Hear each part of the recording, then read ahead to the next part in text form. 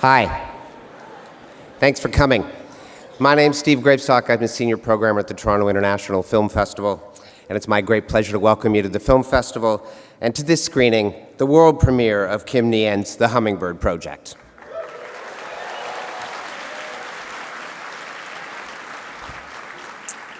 To begin, we'd like to acknowledge that tonight's event is taking place on the treaty territory of the Mississaugas of New Credit and the traditional territory of the Haudenosaunee, the Anishinaabe, and the Huron-Wendat. We're grateful to have the opportunity to work in the community.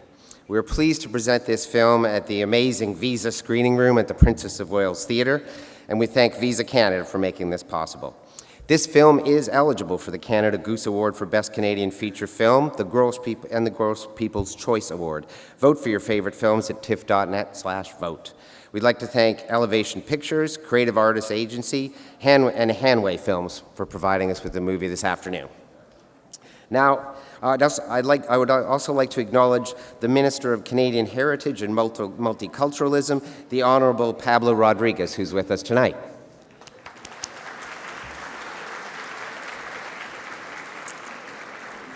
And it's my, as some of you will know, Telefilm Canada is dedicated to the cultural, commercial, and industrial success of Canada's audiovisual industry.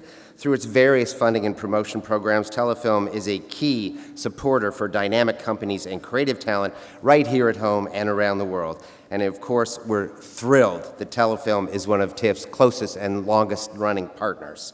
Ladies and gentlemen, please join me in welcoming Telefilm Canada's Executive Director, Krista Dickinson, to the stage.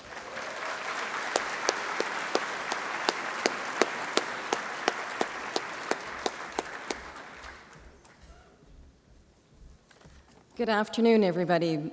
Bon après-midi tout le monde. I have the pleasure to be here tonight for the world premiere of the thriller The Hummingbird Project, written and directed by Academy Award-nominated Kim Nguyen.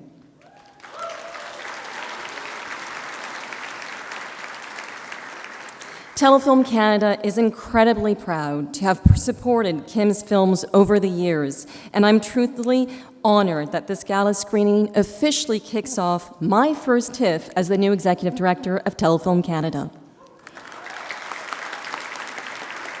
And I would be remiss if I did not acknowledge our Honorable Pablo Rodriguez, our new Minister of Canadian Heritage and Multiculturalism.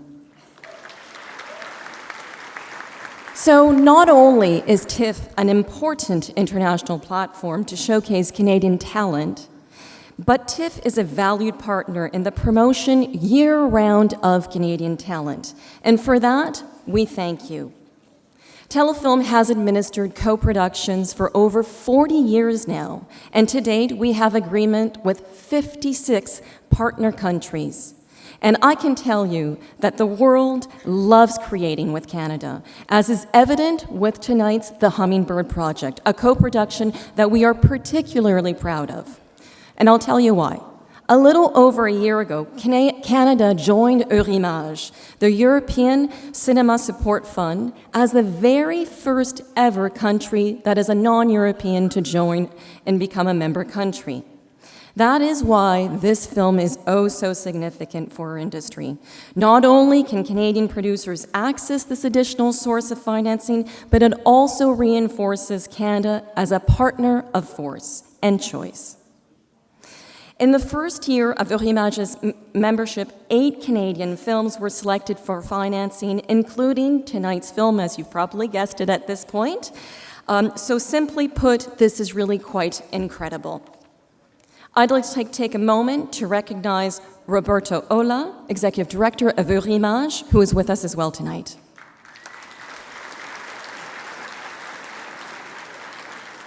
Lastly, a big round of applause to you, the audience. We thank you for supporting Canadian film. Your attendance here tonight ensures that the rich and diverse voices of this country are seen and heard. And I expect every one of each of you to go home and tell everyone to now start watching Canadian film. So without further ado, on to the show for tonight. Thank you. It's a real thrill to be up here to introduce this film and this filmmaker.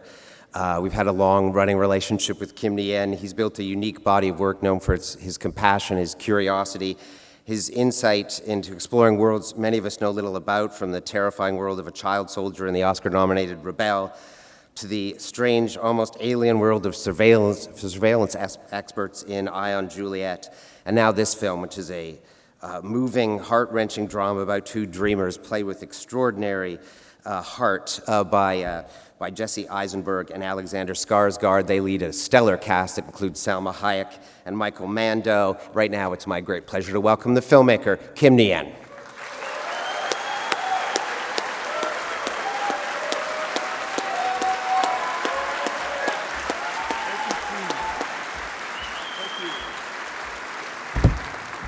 I'm extremely excited to be here. Thank you for coming, guys. This is crazy. This is crazy. When we go to film school, these are the rooms we're like kind of dreaming about. This old theater that has history and people who buy tickets to come and see your stories. So it's really a deep privilege to have you here, and I'm super excited to be here. The first production meeting of this film started with Kim. We are over budget by $7 million. Very first words of the first production meeting. So then this other guy started which is a great colleague because we're all looking for we're all doing problem solving. So maybe it should all be in flashback, taking place in some room, and we could just imagine the visuals. And I say, you mean about the quixotic endeavor? Yeah, it's all in flashback. We can't see it on the screen. It's just going to be flashbacks. So I just knew that this was going to be war, not with my colleagues, but to get that story out on screen. So we all fought really, really hard, and I'm just very thankful to my crew, which we will introduce later. But first, let me just welcome our lead actors of the film. Please help me in welcoming Jesse Eisenberg, Alexander Skarsgård, Salma Hayek, and Michael Mando.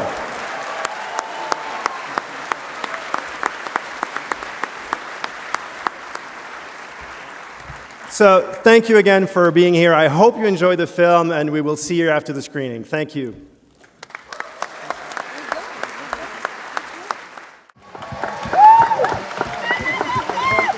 Thank you, everyone.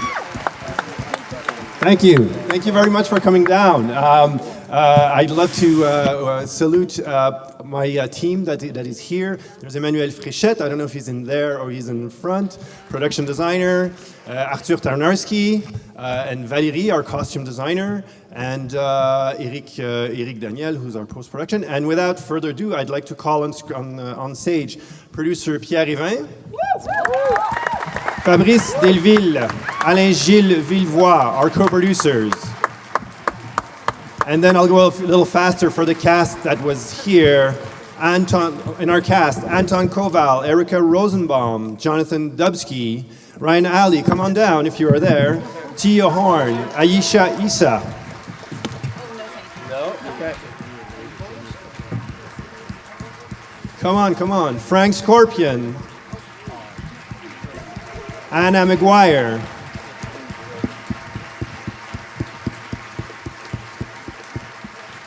Did I forget somebody? Michael Mando. Salma Hayek. Alexander Skarsgård. And Jesse Eisenberg. Thanks.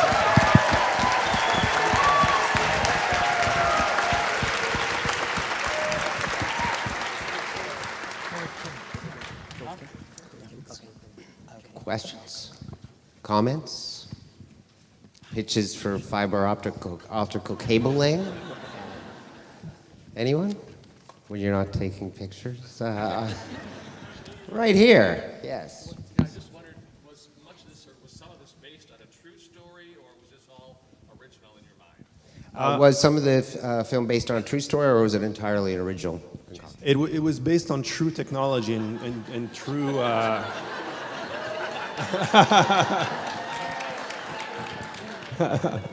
So it was based on true technology and on true. A lot of people are trying to gain like a couple of milliseconds off the stock market, and to try to make billions, millions off of it.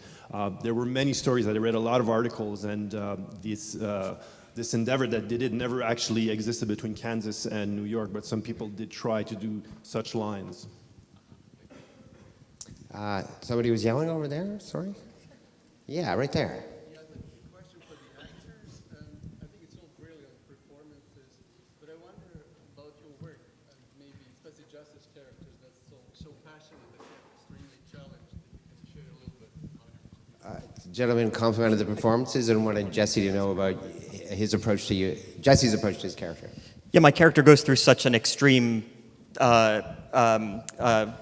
set of circumstances that he really, that he's ultimately creating for himself. And I don't know how to answer that with a pithy anecdote, except to say that we were filming in like the dead of winter in Quebec, and so it felt to me totally appropriate. I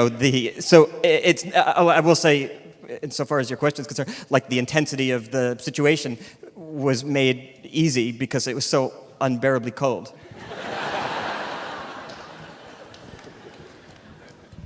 That was pithy. Next, anybody in the balcony? No? Yeah, okay, go for it. So, it was a great film, first of all, to everyone, and Thank you. huge fan of comedy. Alexander, wondering, because you were so hilarious, who did you base your character on? Alexander, who did you base your character on? Faulty Towers? Well, I think I got a little bit of inspiration from a lot of friends and people I've met in my life. I have a friend who's a chemist in Stockholm, and he's not on the spectrum, but he is a very specific human being, and he's very, he can get frustrated when he talks to people that aren't brilliant, and I like that trait where he's like, it's like him, he feels he has to explain everything to, like he's explaining it to a 3-year-old. He's like, oh man, yeah, well, and even if it's super complicated, people are like, oh, what are you talking about? It's like, oh man, and he gets frustrated, and sometimes he snaps, but he's a really gentle soul and beautiful man. So, I thought that was kind of interesting for Anton, who's like bored by people because most of them are morons, and like trivial conversations don't mean anything. Like he's just like, there's nothing there. And he's not interested in talking about poetry or culture, and like he wants to talk about coding, and not a lot of people enjoy that or know anything about coding. So most people are like not very interesting to him. So that was a little bit of inspiration. The hair was based on me.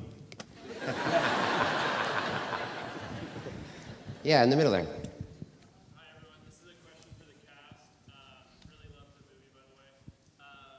Curious about when you're going into a role, especially one like this, all of you, I think it applies to, where dealing with a topic that's kind of high-tech and complicated, how much do you have to put in to learn about the technology versus to help make us believe that you know what you're talking about versus how much are you actually learning, if that makes sense? I know absolutely nothing. I know nothing about literally nothing. We had luckily we were really lucky. If you can remind me his name. Daniel Di Chiaro? Yes, we had a real engineer who does it for a living, who digs fiber optics for a living. So we had time to consult with him beforehand. We had time to spend a little time with his crew, and he was with us on set while we were doing it. So everything that we were doing, we were able to consult with him. So that was very helpful. Very important, the positive shit machine is his own story. It's a true story. And I wrote it word for word. Next. Oh, at the back there. Yes. First of all, incredible film. This is a question for writer and director. I loved Eva's character. I thought she was a total badass, and the fact that she was Latina and a woman was awesome to me, because I'm Latina and a woman, and Woo! and I just wanted to know if you wrote the character envisioning her as that, or if it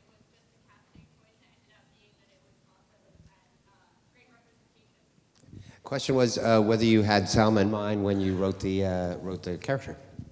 Yeah, I had the very first drafts of the script had a male boss, and quickly we realized as we were reading the script that there was an imbalance in that, and so we switched to a female character, and quickly there were a couple of people that came to mind, and then Salma came up, and she had time to read the script. And what I love about creating characters more and more is I do write like kind of a map of the character, but more and more I leave space for that first meeting, that first reading, when we're with the actors and we see the chemistry and what comes out of the discussions with the actors. And I love that process. I mean, our reading that we had in New York was so informational on how the characters should be and also the dynamic. And it was the same with Salma. I mean, she knows a lot more about Latin American culture, and there's a lot of very rich oligarchs in Mexico as well. So all of that culture was like, we had a lot of very cool discussions on her character afterwards. Good choice. I agree. Thank you. Okay, I've done a lot in the front, but yeah, go ahead. Okay.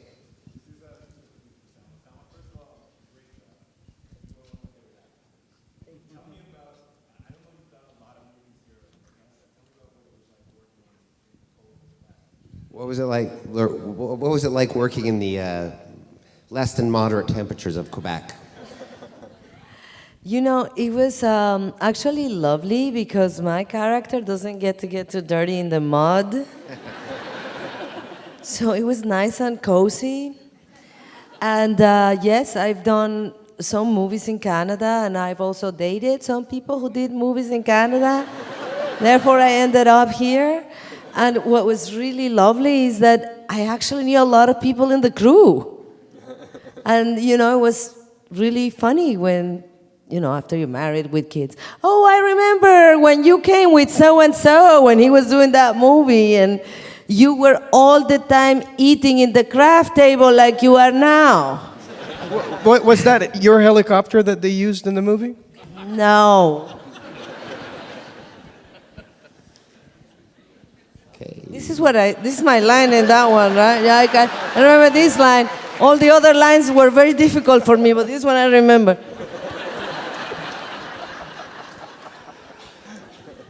Yeah, in the middle there. Yeah. Yeah. Alexander, how'd you come up with your celebratory dance? Because it was... Oh, yeah, that was it. Come on, let's see it. Come on, let's see it. Come on, I don't know.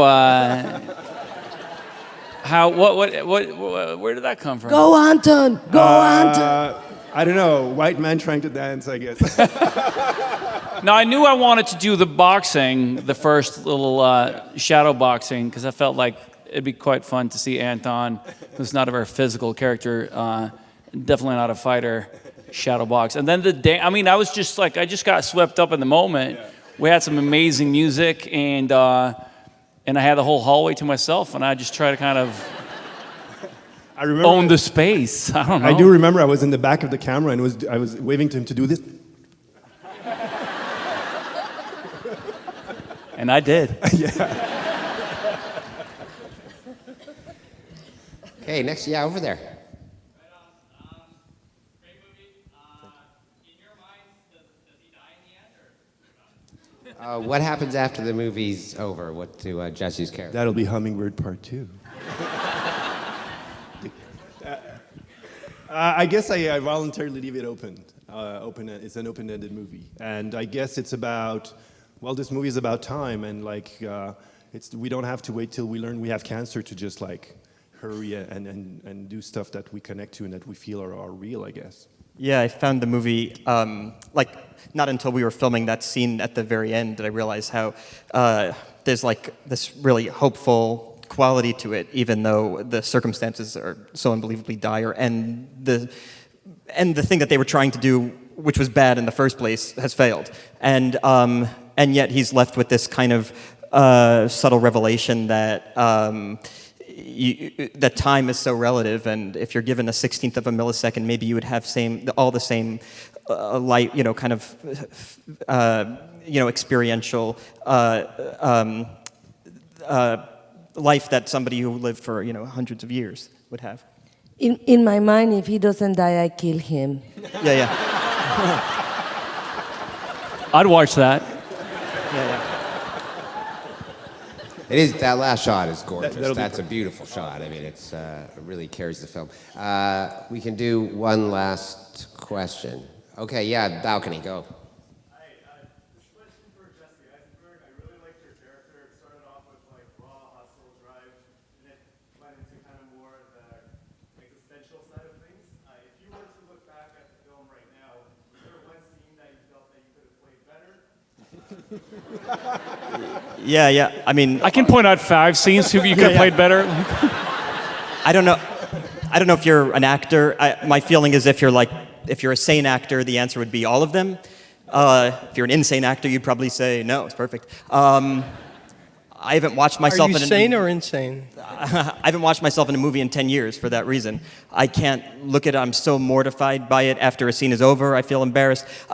The only analogy I could possibly give you with regards to judging myself in something is if you go on a vacation and you take 100 pictures, and then you look at the pictures and you think oh yeah, 2 of them I'll send to people, and the 98 I'm so mortified. Why does my neck look like that? That's how I feel.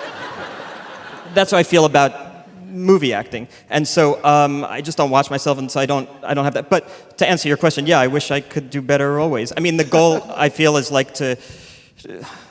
don't know. The goal I feel is to you want to try to feel the feeling and have the emotional experience that the character is having at that moment, and it's a hard thing to have that be successful at all times. And then sometimes when it is successful, it's something, the camera was weird or something. So anyway, there's a whole bunch of circumstances that make that really difficult to kind of confront. If I can add just two minutes about Jesse's process, there's a couple of things that's amazing about his work, and one of them is that in this case he had literally dialogue for 1.5 features that he had to pack into 120 minutes, and that was it's amazing how he talks so fast, but yet you understand every word of it. I don't know how you do that. I don't know either. Nobody understands what I say, and I speak slow. And the other thing is he works really, really hard. Well, you work hard too, but not as much as... I work hard. But we had a scene that there was a perfect spot to steal it and save some time on the next day. And no, actually 2 weeks later. And I said, Jesse, do you mind doing that? It's the scene, blah, blah, blah, blah, blah. Yeah, sure. Okay, I'll bring you the script so you can learn the lines and prepare, whatever. And said, no, it's okay. He learned the whole script by heart before day one. That's a lot of, that's impressive. I hadn't seen that before. And just one last thing, when we were doing the map thing, when he's explaining to Frank about the line, that was our funniest day because they turned off the ventilation and everybody was on laughing gas for the whole evening, and we were laughing in between takes. It was really, really funny. All right, I'm afraid we do have to wrap it up, but thank you guys so much for coming, and Thank you. congratulations on the film. Thank you very much. Thank you, Steve. Thank you, guys. Thank you for coming down. Thank you.